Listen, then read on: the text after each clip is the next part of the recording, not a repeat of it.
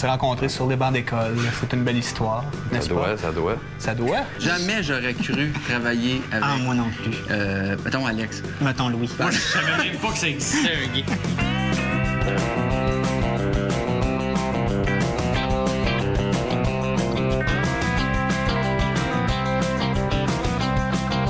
C'est vraiment un coup de foudre professionnel. Ça a été vraiment, là, c'est hallucinant. On est Donc, tombés en amour professionnellement l'un avec l'autre. on était tous dans le même esprit. C'était étonnant de voir ça. C'est le désir de faire autrement.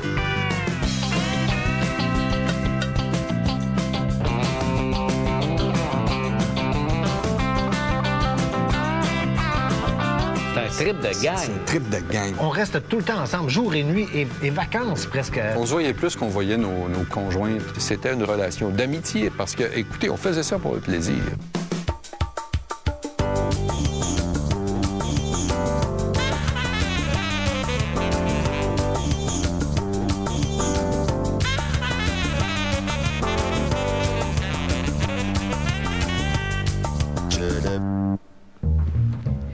Faire rire, c'est pas toujours facile.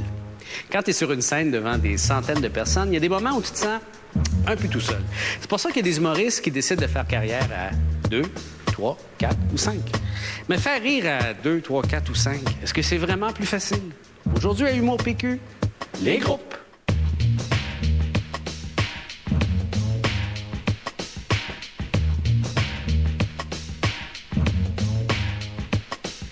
Un groupe, ça s'appuie beaucoup. On sent moins aussi la panique chez les gens que chez les artistes solos. Les artistes solos sont des fois dans des états de panique totale, alors que les groupes ont cette force d'être un groupe et qui mettons, ils se séparent les mauvaises critiques, ils se séparent le stress. Tu te sens entouré, tu te sens soutenu et tu peux profiter des forces de tout le monde. Il faut avoir la même conception, les mêmes perceptions de ce qui est drôle, de ce qui ne l'est pas.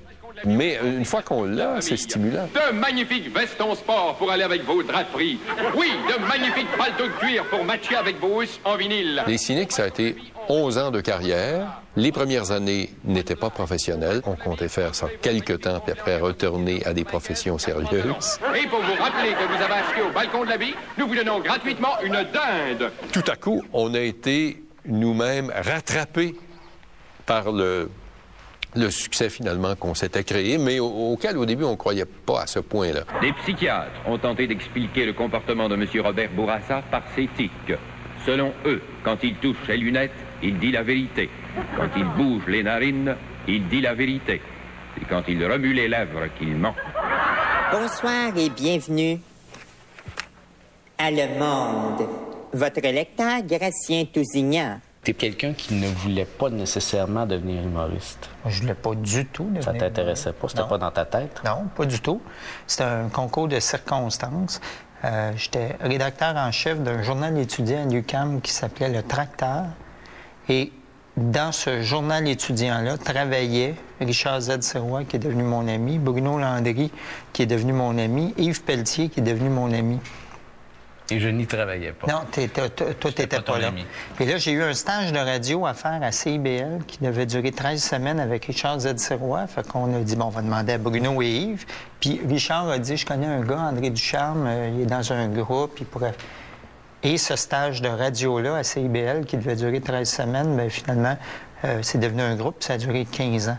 Après leur formidable spectacle de la semaine dernière à la SPEC, et on s'en rappellera, Rocky Belles Oreilles est de retour pour une émission banale et ordinaire. Il y a Nathalie Petrovski du Devoir qui dit « La salle était rénovée pour l'occasion, prétexte futile à un enrobage subversif et apolitiquement désœuvré. » Alors, si on lit entre les lignes, là, on voit qu'elle a adoré ça. Elle a bien aimé. C'était au tout début plutôt un collectif.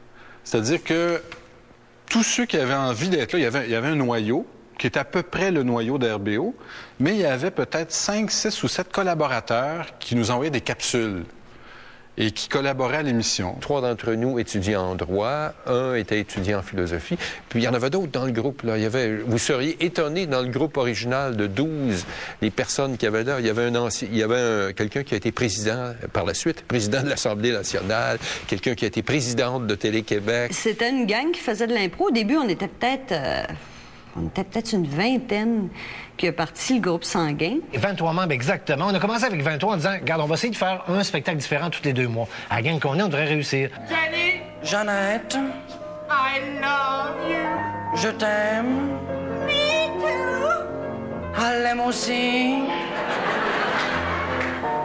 have a secret to tell you! J'ai un secret à te dire. On aurait peut-être aimé ça le savoir aussi. La rencontre des Dendrolis, ça fait déjà 20 ans. Ben, Vous avez quel âge? 26. OK. La première fois qu'on s'est rencontrés, on se détestait parce qu'on était les 2 plus gros et les 2 plus grands de la 2e année primaire.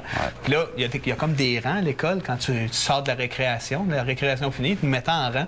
Ça donnait que nos 2 classes étaient collées puis qu'on était 2 derniers. Puis lui, il maïssait pour ça. Là. Ah ouais, je le prenais pas. C'était moi le gros de la place. Mon message avec les smokes s'adresse plus aux gars de 14, un peu gras, des boutons. Devrais-tu fumer? Me ferais-tu des chums? Ouais! Fume, gros cochon! On était dans la même classe. Fait que la première journée, le matin, il restait 2 bureaux. Puis c'était les 2 où est-ce qu'on était assis un à côté de l'autre.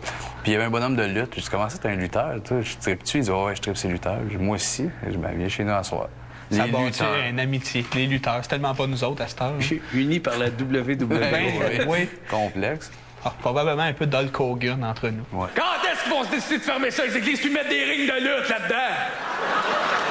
J'ai pas dit des Camaros, j'ai dit des rings de lutte!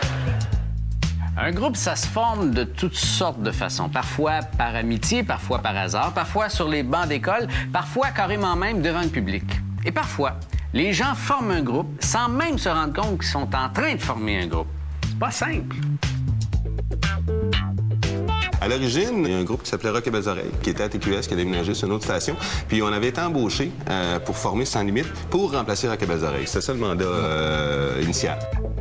Vous étiez plus nombreux à ce moment-là. On était plus nombreux, puis on se connaissait pas du tout. C'est vraiment un groupe monté artificiellement. Ben, c'est René Gilbert, qui est le créateur des Tannants, qui a décidé de former un groupe autour de Pierre Brassard en tant qu'animateur de Parce que Pierre, à ce moment-là, ne savait pas s'il allait devenir un humoriste ou un lecteur de nouvelles straight ou un animateur de radio straight. Il était assis entre 2 chaises. Je savais même pas s'il était hétéro.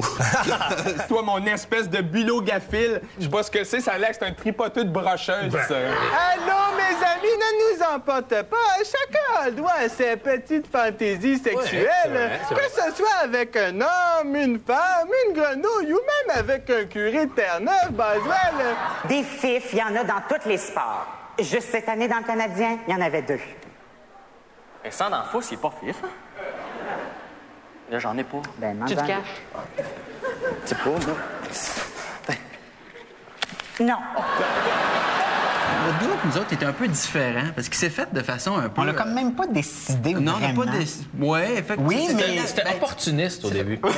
Non, mais c'est vrai, il y avait... RBO n'était plus là. Il y avait un vide Le côté groupe gras. sanguin, c'était terminé quelques années avant. Ouais. Oui, allô? Oui, allô, chérie? Ah, allô, chérie? Est-ce que tu me passerais le beurre, s'il te plaît? Bien sûr. Merci. De rien, bye-bye. On voulait faire des shows, et puis les gens me disaient, ben fais 1 heure. Tu sais, tout le monde te dit, viens faire 1 heure, c'est facile, tu montes, donne un micro. Au début, il a fait 1 heure. Et c'est peut-être. Non, mais on voulait là, pas... qu'est-ce qu'on t'avait dit? Et là, on s'est réunis pour faire l'heure. Écoute, c'est pour savoir si je pourrais aller au party chez Maxime à soir. Qu'est-ce que j'ai dit pour les parties à ton âge? Ouais, mais maman, elle a dit que je pouvais. Ah ouais? Ouais. T'es peu.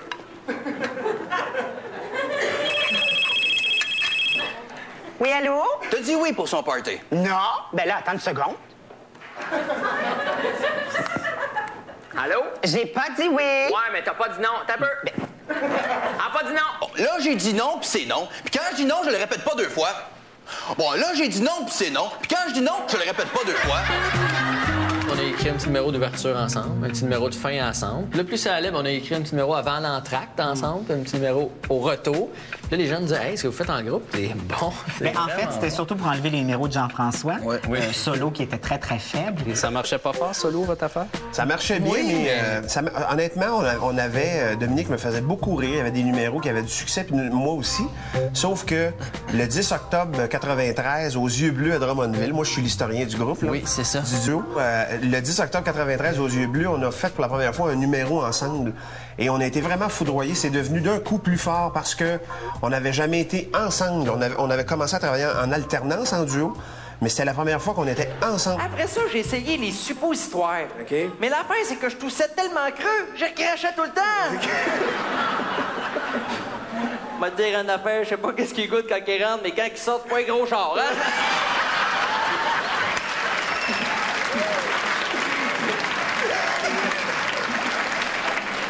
Ça savait pas, celle-là, hein? On dit souvent dans notre métier que le public finit d'écrire nos textes quand on lui propose. Là, ils ont vraiment décidé qu'on travaillait en duo ce soir-là. Ça a été clair, net et précis. On a eu un rire très, très fort juste quand on est entrés ensemble. C'est chiant, en Les gens qui nous ont vus sont partis à rire, puis c'était un rire plus fort que ce qu'on disait individuellement dans nos textes. Est-ce que tu sais qu'à chaque fois que tu...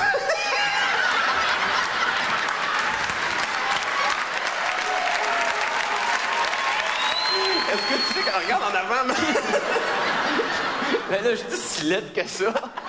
Ce soir, c'est la soirée nostalgie et vous aurez l'occasion de revoir en même temps que nous nos plus grands succès tels que le boxeur, l'agent d'assurance, les polices montées. En tout, là, presque 1 heure, 1 heure et quart, 1 heure et demie même de notre ancien spectacle. Alors, pour ceux qui n'ont jamais vu notre premier spectacle, ça va être une excellente occasion de le voir. Et puis pour ceux qui l'ont déjà vu, eh bien, ça va être une occasion en or de voir les autres le regarder. Comme ça, vous pourrez voir de quoi vous aviez l'air quand vous le regardiez vous-même. J'ai rencontré Jacques à l'Université du Québec. On est devenus d'abord amis. Pendant 2-3 mois, on a ri comme des fous. Et là, j'ai appris, après, qu'il faisait un spectacle avec Claude Meunier, qui s'appelait Paul et Paul, OK? Et ils m'ont invité à aller voir le show. Là, on a rencontré Serge, qui faisait la mise en scène de Paul et Paul avec nous autres, puis c'est Serge qui nous a montré à jouer. Moi, j'étais vraiment poche pour jouer. J'avais pas d'expérience de scène, tu sais. Puis c'est tout Serge qui m'a montré à jouer, tu sais. Il m'a dit, bon, fais un vendeur d'assurance, vends-moi de l'assurance, laisse faire les jokes, tu sais. Fait que là, j'essayais de vendre de l'assurance, parle-moi de ton char. Il m'a appris à faire des personnages, à jouer des personnages. Alors, sentez-vous pas obligé. Moi-même, j'ai des amis qui sont pas assurés et ça m'empêche pas de les trouver nono, au contraire. D'ailleurs, posez-vous juste une question avant que je m'en aille. À quoi ça me servirait de pas vous assurer, hein? Alors, pensez-y et venez me voir après le spectacle. Vous avez juste à me dire que c'est moi qui vous envoie, il n'y aura pas de problème, OK? J'ai commencé à faire la mise en scène, ouais. Et Claude, pas fou. Qu'est-ce qu'il a fait? Je l'aime pour ça. T'as eu une journée avec un texte. C'était le boxeur. C'était un texte magnifique. Oui. Il a fait comme, moi, je pense pas pouvoir le jouer. Jacques, regarde ça. Et moi, je regarde le texte, je fais comme, quel beau texte. Okay. Et là, je l'ai juste lu. L'équipement est très compliqué, mais ses principaux sont les gants. Les gants, ce sont ceux que je porte dans le présent et puis surtout durant mes combats. C'est grâce à ces gants-là que je frappe mes adversaires et vice-versa. Serge jouait devant nous autres, il faisait la scène, mais on le regardait faire, on disait, ouais. Il l'a bien. Il l'a pas payé, lui. Et Serge, c'était de loin le meilleur comédien. Le boxeur qui est dans ses culottes porte également un protège-sexe ou Jacques Strap. Ça, c'est une partie plutôt invisible de l'équipement, mais son absence en cas de coup dur dans la région erotique, ça peut entraîner la mort et tout ce qui s'ensuit également. Ça tente ça avec nous autres? Et là, j'ai fait, ouais. Je savais qu'il l'avait écrit, on m'a dit, viens-t'en. Une fois que le groupe est formé, c'est bien beau, mais on fait quoi? Après la pause, les débuts. Pas toujours facile. Si on se rappelle de tous les groupes qui ont eu un impact, on réalise qu'on connaît les gens qui font partie de ces groupes-là. C'est des personnalités fortes, c'est des têtes fortes. On avait le meilleur des deux mondes, en quelque part. Le plaisir de travailler en équipe, mais aussi le plaisir de travailler individuellement. On a écrit une fois ensemble et on s'est rendu compte que si on faisait ça, on allait se battre. Puis le duo allait mourir, là. Des fois, on se disait, bon, mon idée n'a pas passé à 100 %. J'aurais quand même aimé l'essayer. On est dans un groupe, on partage tout. On partage la scène et les applaudissements. Mais au début, on partage surtout le BS et le chômage. On est souvent tiraillés entre essayer de se faire connaître et essayer de payer le loyer. Je suis un jeune chômeur. J'ai beaucoup d'expérience dans la recherche d'emploi. On s'est dit, bien, il faut être rentable, puis il faut se faire des timbres d'assurance chômage. C'est ça le truc. Fait qu'il fallait... On a profité du système pour se donner des salaires pendant l'été avec l'argent qui rentrait en termes de billets. Je me souviens bien. Exemple de scandale des commandites. Absolument, Ouais, absolument. oui, Tout petit. Qui servait à quelque chose, au moins. J'ai ajouté des lettres de référence à mon curriculum vitae. Des fois qu'il y aurait des employeurs dans la salle. Par la présente, je certifie que Daniel Bouchard est une personne fière, honnête, responsable et enjouée. Son grand sens des responsabilités et son leadership feront de lui un élément indispensable au bon fonctionnement de votre entreprise. Y a-t-il quelqu'un qui voudrait la signer, celle-là? Grâce à l'assurance chômage, on est devenu le groupe sanguin. Tu sais, ça a été très, très... Je me souviens quand on jouait au Club Soda, on retirait du chômage. Oui. Ils ne peuvent pas revenir en arrière. Non, ils n'ont pas le droit, hein? Ils n'ont pas le droit, hein? J'espère que non. C'était un scandale de grande envergure parce qu'en même temps, Rock et Belles Oreilles retirait du bien-être puis du chômage. Fouettreux Lucille? Oui, c'est moi. Guerrier Piroger du bien-être social. On vient enquêter. Ça sent la viande ici, non? C'est du pâté chinois. Du pâté chinois, on se prive de rien, hein? Du manger à 3 étages. On séparait la tarte à part égale. La petite tarte. La petite tarte. Puis même si t'étais plus petit, t'avais la même part que tout le monde. J'ai toujours apprécié. Oui. Même si Bruno essayait d'avoir... Il essayait. Oui, il essayait d'avoir de la croûte. Hein? Ouais. Il essayait d'avoir de la croûte. Touche pas à ma croûte. Touche pas à ma croûte. Que j'y disais. Allez manger. Ah, tu l'as mangé. Ah ben, mon petit vlimeux. Attends que j'aille chercher la strap, moi. Allez manger et tout. On a fonctionné à parts égales sur le plan financier, sur le plan de la répartition du travail. André Dubois s'occupait de la musique, Saint-Germain des questions fiscales. On avait des sensibilités différentes qui étaient complémentaires. Nous autres, ce qu'il nous faut, là, c'est des belles voix dans le genre de Gaétan Montreuil, Jacques Côté. Vous savez ce que je veux dire? Bon, moi, je suis votre réalisateur. Voici votre directeur des programmes. Je commencerai par Marcel Saint-Germain, qui avait des dons de chanteur. Il chantait des opéras, des chansons de cocktail lounge. Il pouvait passer de l'un à l'autre. Souviens-toi quand tu étais coquette, quand le soir tu mettais pour moi ta grande jaquette. Il avait un timing prodigieux. C'est-à-dire, il ne manquait jamais une fraction de seconde. Le sadisme. Pour faire la lumière sur la mort de l'actrice américaine Sharon Tate. Pour faire la lumière sur la mort de l'actrice américaine Sharon Tate, on déterrerait bientôt son cadavre. Pour lui tirer les vers du nez. Dubois avait ça aussi, je vous dirais. Il était musicien en plus. André Dubois est musicien. Mais en plus, c'est un imitateur exceptionnel. L'agriculture du Québec est dans le trou. Le gouvernement actuel refuse de régler les 4 principaux problèmes de l'agriculture au Québec. Le printemps, l'été, l'automne et l'hiver. Serge Grenier, ça, c'est tout un personnage. C'est quelqu'un qui, sous des dehors inoffensifs, presque un air angélique, pouvait dire les plus grandes horreurs. Où t'en vas-tu, mon petit chaperon rouge, avec tes beurres et de beurre de pinot, tes miscellanéos pis tes trous de pique? M'en va empoisonner ma grand-mère. Oh, c'est pas bien, ça, d'empoisonner sa grand-mère. OK, Vera, c'est pas que je l'empoisonne, mange-la. Je ne peux pas, mon petit chaperon rouge, je suis au régime. Seulement des chanoines et des petits bébés. Bon, je ne vais pas parler de moi-même, mais... Pourquoi pas? Disons, suivant ma vision, je faisais beaucoup de personnages, c'était très visuel. Que savez-vous sur ce monsieur?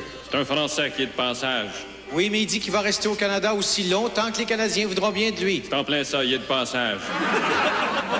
Est-ce que ce monsieur avait un bon emploi en France? Il n'y avait pas à se plaindre. Est-ce qu'il était bien logé en France? Il n'y avait pas à se plaindre. Est-ce qu'il était bien nourri en France? Il n'y avait pas à se plaindre. Qu'est-ce qu'il est venu faire au Canada? Il est venu se plaindre. Il est très punché. Oui, un spécialiste de la chute. Oui, comme certains ont dit, même du triple punch. C'est-à-dire, on pense que c'est fini, c'est pas fini, il y en a un. Puis on pense que c'est fini, non, il y en a un autre. Oui. Le chanteur Michel Louvain s'est coupé en se rasant. Sa jambe saigne. Mais son état est satisfaisant suivant son médecin, un éminent gynécologue. La manière dont on fonctionnait, oui, c'est des personnalités fortes, et il fallait que ça soit comme ça. Pas de suiveux, comme on dit. Exactement. Et même, j'irais plus loin, il n'y avait pas de ce que j'appelle d'administré par rapport à d'autres qui se laissaient faire. Si on se rappelle de tous les groupes, que ce soit musicaux ou humoristiques, qui ont eu un impact, on réalise qu'on connaît les gens qui font partie de ces groupes-là. C'est des personnalités fortes, c'est des têtes fortes. Tu sais, l'exemple ultime, je ne veux pas me comparer aux Beatles, là. RBO n'a rien à voir avec les Beatles, mais les Beatles, il y avait la dualité entre Paul et John qui a donné les meilleures chansons. Quand je me retrouve dans le trouble, ma maman veille sur moi, me dit avec sagesse, y a rien là. Je suis certain que Paul arrivait et disait « Je vais l'impressionner, le tabarouette. Je vais y écrire une chanson qui va le mettre à terre. » Puis John, il se disait la même affaire quand il écrivait une toune. Puis George, qui avait sa toune de temps en temps, il disait « Ben écoute donc, on m'en refiler une quand même sur chaque album. » Avec RBO, souvenons-nous des lectures de textes, c'est la même dynamique. On arrivait et puis on voulait impressionner les autres avec notre texte. Qu'est-ce qu'on dit? C'est nul. C'est trop concret. C'est pas assez... Fluide, voilà. Il a raison. Fluide. Y a-tu de la chicane? Y a-tu des... C'est rare. Des guerres de territoire, genre, hey, cette joke-là est bonne, non, elle est pas bonne, oui, elle est bonne. C'est rare, il peut en avoir, mais en même temps, ça tombe besoin d'une chicane, ça va être... On se connaît trop, on sait qu'on l'écrit pas, la joke qui fera pas rire l'autre. Il y a des numéros qui vont plaire juste à lui ou juste à moi. Puis l'autre va faire comme, non, je suis pas sûr que moi, je trouve ça drôle à faire. Puis dans ce temps-là, numéro même, on dit, tu mettras ça dans ton show solo. C'est ça. Je sais pas si tu le sais, là, mais on a à peu près 2 semaines de show solo sans arrêt. Martin, j'ai décidé de prendre ma retraite. Pardon? J'ai décidé de prendre ma retraite. C'est parce que t'as pas fini de grandir. On est ultra chanceux parce qu'on s'est jamais chicané, on s'est jamais obstiné sur quelque chose. On n'a jamais été vraiment un désaccord profond, puis que je vais le faire, mais je serai pas de bonne humeur pendant tout le temps que moi le faire. C'est jamais arrivé. Dans le fond, j'aurais dû m'en douter un petit peu. Hein. C'est quoi? Non, c'est parce qu'on fait de moins en moins de jokes ensemble. Le respect est obligé d'être là. Parce qu'on est tellement tout le temps ensemble. Fait que si on se respecte pas, ça marchera jamais. Je veux pas être méchant, puis en plus, depuis un petit bout de temps, tu punches mou, Dominique. On n'écrit pas ensemble, par exemple. On a écrit une fois ensemble et on s'est rendu compte que si on faisait ça, on allait se battre. Puis le duo allait mourir là. Parce que il y avait peut-être parce qu'on commençait aussi, mais je lisais un gag, il le trouvait pas drôle. Fait qu'automatiquement, le gag que lui allait me lire après, c'est sûr que j'allais pas le trouver drôle, là. Hier encore, Dominique, tu me disais que tu tripais travailler avec moi. Non, Martin, moi, je simulais. Voyons donc, tu peux pas avoir fait semblant pendant toutes ces années-là sans que je m'en rende compte, Dominique.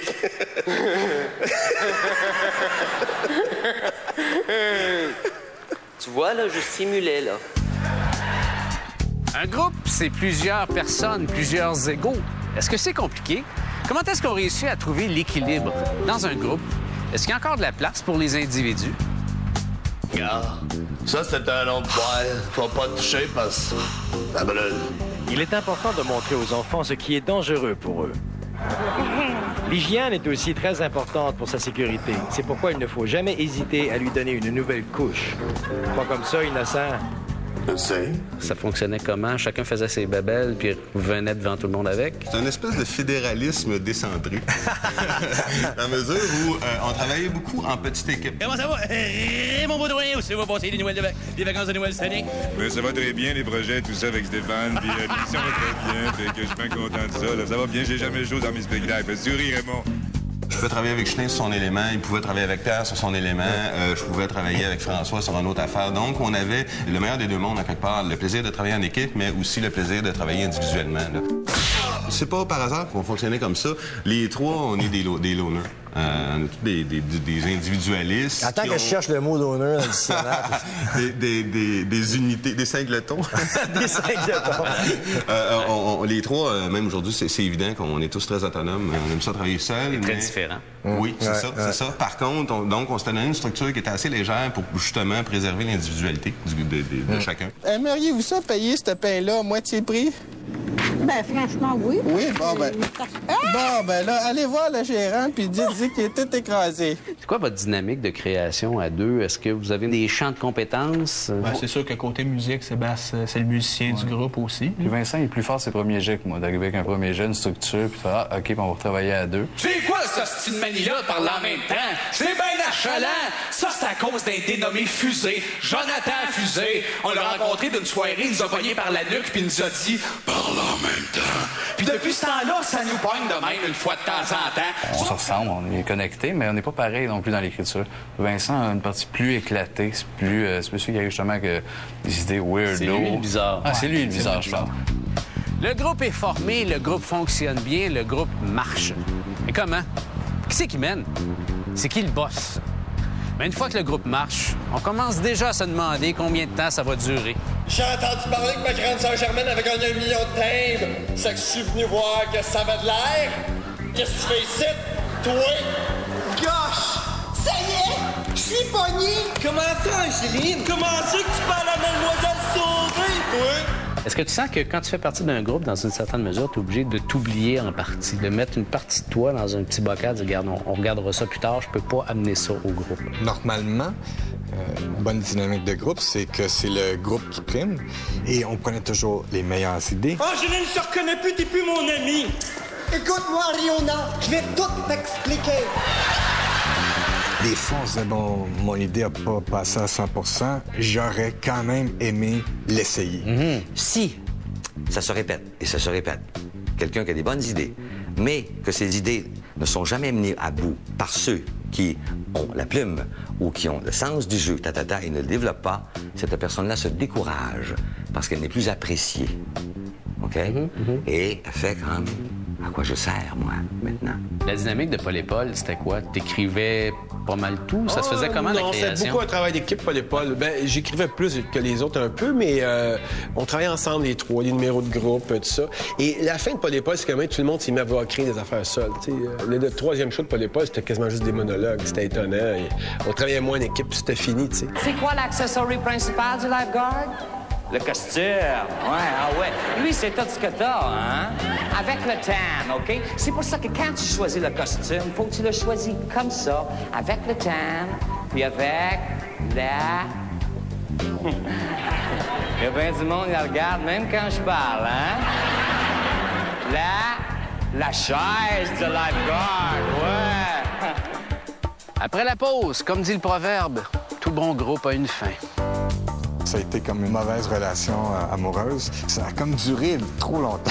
Moi, je pense que ce qui est plus dur à vivre, c'est ce qui précède la fin d'un groupe.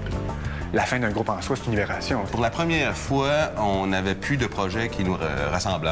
Tout seul, presque. Hein? Ça dit, ben, pourquoi on n'arrête pas? Moi, de façon étonnante, j'ai été soulagé. Ça nous a permis de réfléchir et de prendre du recul. Le timing était bon. On était tous, je pense, prêts à aller à voler nos propres ailes à ce moment-là. La fin d'un groupe, ça arrive pourquoi? On vit ça comment, un divorce comme celui-là? Dans l'harmonie ou dans le tirage de cheveux? Est-ce que c'est un événement triste ou est-ce qu'on est content d'aller finalement se faire voir ailleurs? Est-ce qu'on s'ennuie ou est-ce qu'on se parle par le biais de nos avocats? Autant de groupes, autant de réponses. Vous ne devrez pas quitter cette réserve indienne et vous devrez nous remettre vos armes. Nous aimerions mieux qu'on nous coupe les deux mains que de nous séparer de nos armes. Nous ne pensons plus de la même façon. Bien, on peut dire que Dominique Lévesque était presque le gourou, si tu veux, du groupe, parce que nous, on était très jeunes. Hein? Quand on a commencé le groupe sanguin, j'avais peut-être 20 ans, 19 ans quand on s'est rencontrés. Donc, Dominique était carrément le premier adulte pour tous les membres du groupe sanguin qui disait « Toi, je pense que tu as quelque chose, je pense que tu as du talent, je pense que tu es bon dans ce que tu fais. Par contre, en même temps, comme tout gourou, le danger, c'est qu'à partir du moment où tu crois quand quelqu'un dit t'es bon, t'as du talent, après ça, tu peux le croire quand il dit t'en as moins. T'as 18, 19 ans, une jeune innocente, tu te fais dire t'es pas bonne en écriture, ben tu bloques. Quand t'arrives pour écrire, tu bloques. Donc, moi, je m'étais un peu fait cataloguer là-dedans. Je me souviens des fois dans des réunions de brainstorming, je sortais une idée, mais j'avais tellement pas confiance en moi que je le disais tout bas. Puis là, c'était comme ça passait dans le beurre. 5 minutes après, Danny leur disait avec une assurance béton, puis ça passait. Marie-Lise et Danny, on s'apercevait parfaitement qu'ils devenaient de plus en plus mangeux de scène. C'était dans leur caractère. Oui, ça veut dire qu'il y avait besoin de scène. Tu ne devras pas être barbu, moustachu ni poilu. Parce que moi, faire, ça me tente pas. Marie-Lise a très vite copié Danny parce qu'elle s'apercevait que Danny avait un succès. Puis... J'ai jamais pardonné. Mais fait qu'elle a pris les mêmes armes. Des fois, ça faisait certaines frictions. On disait, ben là, t'as pris mon gag. Ouais, mais elle a fini par développer autre chose. Mais au départ, ces deux-là je veux faire ma maison Home Depot. Mon nom de clown, c'est Patachou. Maudit que c'est niaiseux. Est-ce qu'il y en a un qui sait sa fête? Oui, c'est quoi son nom? Liette. Ben, c'est ta fête. En termes de créatifs, il y avait Émile et Dominique qui étaient les deux gros pôles. C'était face à face. Et c'était deux pôles. Deux pôles, puis des fois, on se pognait aussi. On n'était pas d'accord, puis ça a été dur par bout. À un moment donné, Émile s'est aperçu qu'il était très créatif aussi, puis là, Dominique, c'était le professeur, donc le maître était dépassé par l'élève. Mon chien sale commence pas, puis lui aussi, c'était la même chose. Avec cœur-moi pas... Mais attention! Aïe, aïe! Tu me fais mal!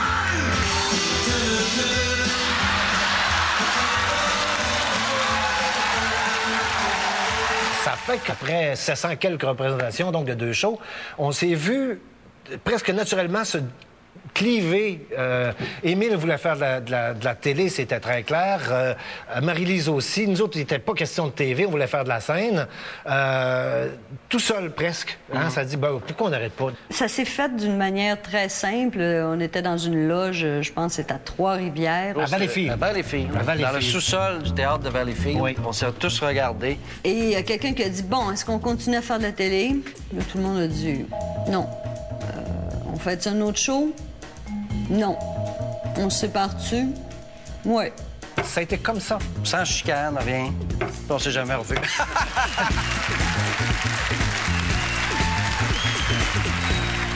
Est-ce que c'est dur à vivre, la fin d'un groupe? Si on part je pense que de ce qui précède la fin du groupe, peut-être? Oui, moi, je pense que ce qui est plus dur à vivre, c'est ce qui précède la fin d'un groupe. Là. La fin d'un groupe en soi, c'est une libération. On sort d'une relation qui est devenue dysfonctionnelle, si tu veux. C'est comme ça que vous l'avez vécu? Moi, c'est comme ça que je l'ai vécu. À la fin du groupe, moi, j'avais plus aucun plaisir. Et je pense pas qu'il y avait plus de plaisir. On allait, écoute, tu sais comment c'est, on fait un spectacle, on va manger au restaurant avant. Je me souviens de certains soupers où on mangeait ensemble, il y a personne qui disait un mot. Le groupe sanguin était devenu O négatif. Absolument.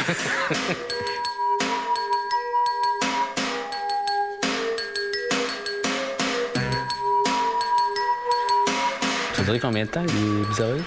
Je pense que ça a été comme une mauvaise relation amoureuse. Ça a comme duré trop longtemps, dans le sens qu'on travaillait chacun sur nos projets personnels et juste comme on arrivait, les Bizarroïdes, avec une autorité, on prenait notre place en humour au Québec, on était tous trop occupés ailleurs.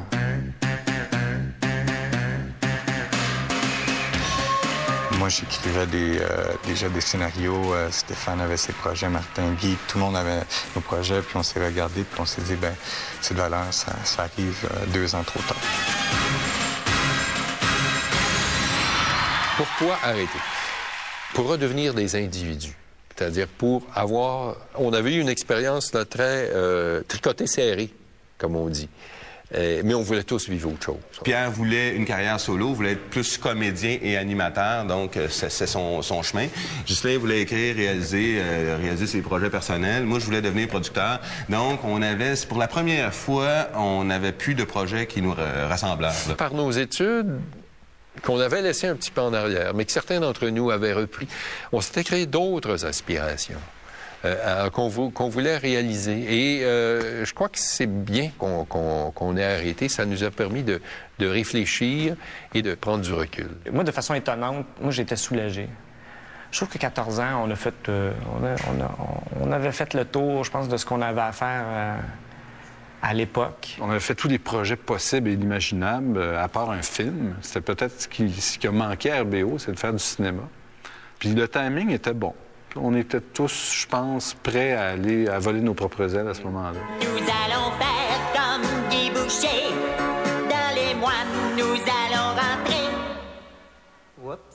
Moi, en tout cas, je peux dire que dans les 15 ans où j'ai été dans RBO m'a toujours en partie ressemblé. J'ai zéro frustration en 15 ans de mon travail dans RBO.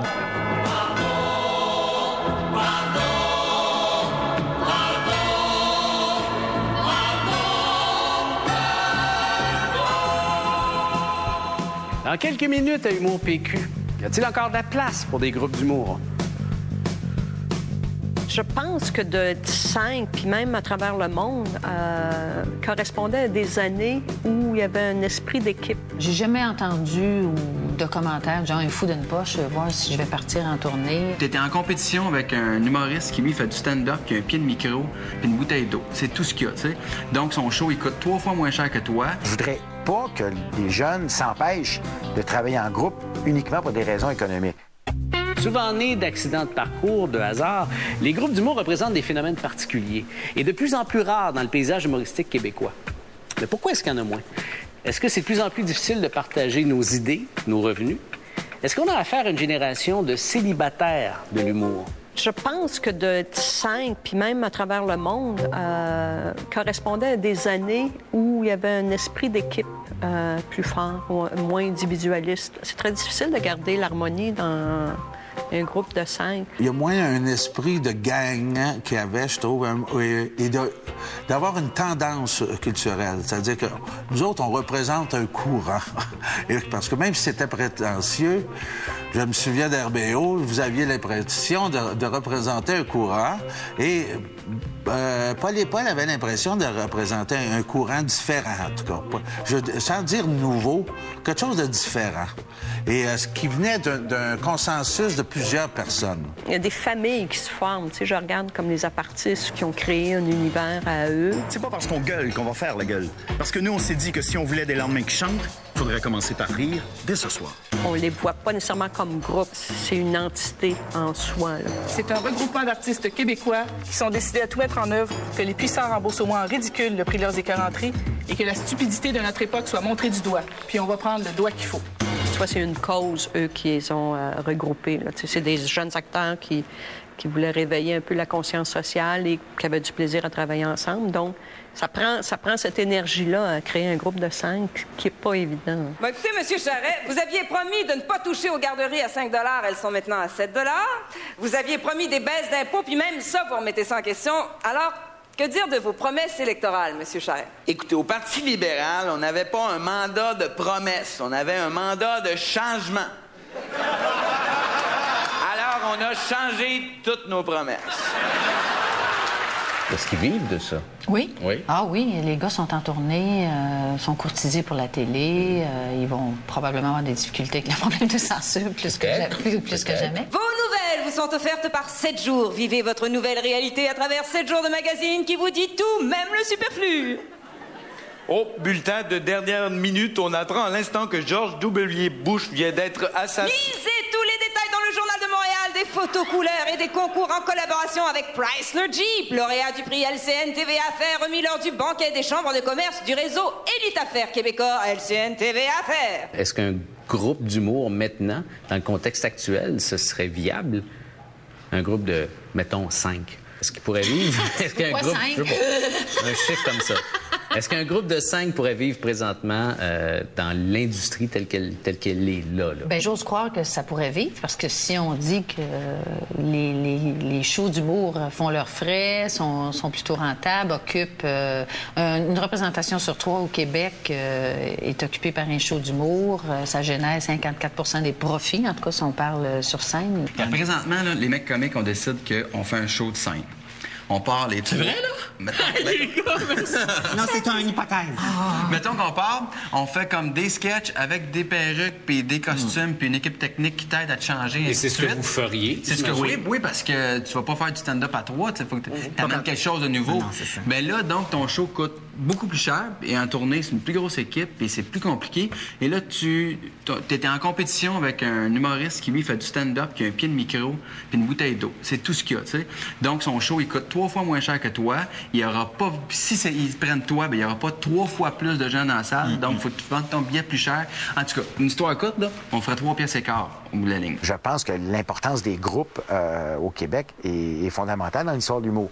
Alors, je voudrais pas que des jeunes s'empêchent de travailler en groupe uniquement pour des raisons économiques. Si c'est parce que, je sais pas, moi, c'est une génération qui a été élevée d'enfants uniques qui sont pas capables de travailler à plus que 3 en même temps, peut-être c'est une cause. Si c'est le cas, on peut rien faire, c'est leur choix. Mais je pense que oui, économiquement, on empêche un certain type de production de se faire. C'est sûr que c'est moins payant à 5, tu serais le premier. Tu peux en parler, non, que si t'es soliste, c'est la même chose. J'arrive à l'autre question. Est-ce que les humoristes de cette nouvelle génération-là ont moins le goût de diviser la tarte en 5 ou en 3? Ah, je suis pas prête à dire ça. J'ai jamais entendu ou de commentaires genre un fou d'une poche, voir si je vais partir en tournée. Tu sais, pour la plupart, ce sont des solistes où ils ont abordé leur métier de cette façon-là, où les mecs comiques se sont regroupés par la suite. Bravo, mon Jeff. C'est moi, Jeff. Ben oui, le fif. Ben oui. Non, ça, c'est moi. Ben, genre. Les mecs comiques, c'est un groupe qui est toujours un peu en mouvance. Tout dépendant à quel moment on leur parle, c'est pas toujours clair. Vous en êtes où, là, au moment où on se parle? Là. Comme il va y avoir 25 reprises au Canal D, là, peut-être qu'on n'existe plus en ce moment, là, mais là, on est là. Puis c'est vraiment, c'est comme tu dis, c'est en mouvance. Ça va être où après? On ne sait même pas nous-mêmes. Non, mais ça a toujours été comme ça. C'est vraiment d'un projet à l'autre. On s'est jamais dit, dans 2 ans, il faut être rendu là, dans 3 ans, pour que ce soit fini. C'est un projet après l'autre. Si ça nous allume encore, ben on va le faire. Même si il est pour avoir un break ou une Internet. On est comme un couple, on se donne des breaks. Puis on réfléchit. Puis on dit qu'on va pas voir ailleurs. Mais c'est pas vrai. Moi, je t'ai jamais trompé. Hey, on avait dit qu'on n'en parlait plus de ça. C'est de ma faute si ça me fait encore mal? Oui, je t'ai trompé avec Mario Jean. C'est correct, OK. Mais ça voulait rien dire. Je me cherchais dans ce temps-là dans le duo. Je voulais juste savoir c'était quoi de faire ça avec un autre gros. Êtes-vous condamnés à travailler ensemble? Condamné, je pense pas, parce que on le fait avec plaisir de travailler ensemble. On se dit souvent que sur scène, on se voit pas seul pendant 2 heures de show. Il va toujours avoir une collaboration quelconque. Peut-être qu'un moment donné, l'un va faire « moi, je fais plus de scène pendant tout », puis l'autre va faire « oui, j'ai bien le goût », mais je pense qu'il va toujours avoir cette collaboration-là par en dessous, même s'il n'y a rien qu'un sur la scène, on va être 2 pareils. Oui, mademoiselle, on va prendre un autre bouchette, s'il vous plaît. S'il vous plaît, madame. Ouais. 9? J'aurais plutôt 8. Non, moi, je dirais comme il veut. On s'entend-tu pour 8,5? Oui, 8,5. 8,5. Qu'est-ce que vous faites, là? On note les filles. J'ai eu beaucoup d'offres pour faire des shows solo. Moi, je m'ennuie tout seul. J'aime ça travailler avec du monde. J'aime ça avoir la réponse de quelqu'un d'autre. 30 ans de féminisme pour en arriver là. Calme-toi, une petite gang de morons. 4. Moi, je trouve ça tellement le fun qu'on continue à travailler ensemble dans nos projets respectifs. C'est le fun de travailler avec du monde qui se complète. On pensait pas de la même façon et c'était ce qui était agréable. Nous étions des gens qui nous entendions très bien, qui étaient des amis, qui vivions des activités sociales en même temps, que notre vie sur scène. C'est presque une famille, à bien des égards. Hein? Ah, l'amour! Un moment, fait du bien quand même, hein? Ouais. Ça doit, ouais. Je crois que ça s'est passé tellement vite, j'ai rien remarqué. Tu vois? Ça te fait faire une couple de semaines, certains qu'on n'avait pas fait, là, hein? Ah, pas tant que ça, juste 49. Ah, bon! C'est une couple d'années que Claude et toi n'avez pas travaillé ensemble, ça te manque? Oui, beaucoup. J'aime ça parce qu'on a une chimie particulière ensemble. Ça va très, très rapide. Tout ça pour 37 secondes. 37 secondes! Hey, j'ai battu mon record l'année passée. Moi, là, 37 secondes. L'année passée, t'avais fait 40 secondes. Ben, c'est ça que je te dis, je l'ai battu, moi-même. Ça allait vite, nous, là, ensemble. C'était comme les atomes crochus, tu sais, c'est comme... on est comme des siamois dans l'humour, tu sais. On travaille très, très vite ensemble, très, très bien. Et on a tellement eu de fun ensemble, tu sais. Puis, chaque fois qu'on se revoit, on a eu du fun. Mm-hmm.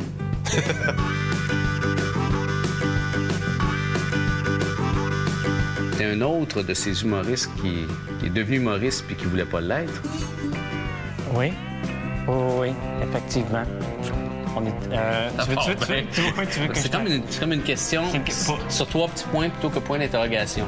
C'est un style. Ouais. OK.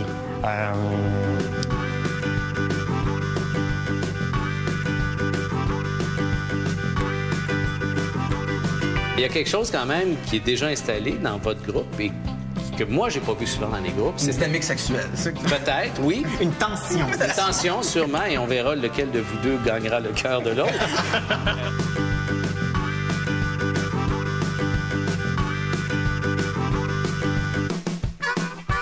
On faisait des sketchs genre Québec oreilles en gang, parce que j'étais toujours avec le groupe d'impôts. Fait que toutes les... Est-ce que tu faisais le petit? Ça ressemblait à ça, ouais. Moi, je suis même pas gros. Moi, je voulais faire le beau, mais ça allait que c'était pas moi. C'était pas Guy non plus, mais en fait, ça, c'est personnel.